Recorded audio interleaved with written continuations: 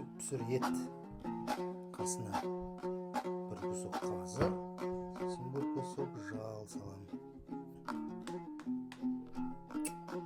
Терді бөліп салдым, жал салдым, сосын қазы салдым. Таза бұлақтың суын құямыз, баяу отқа қойып қайнатамыз. Нан қараңыздар. Мәс.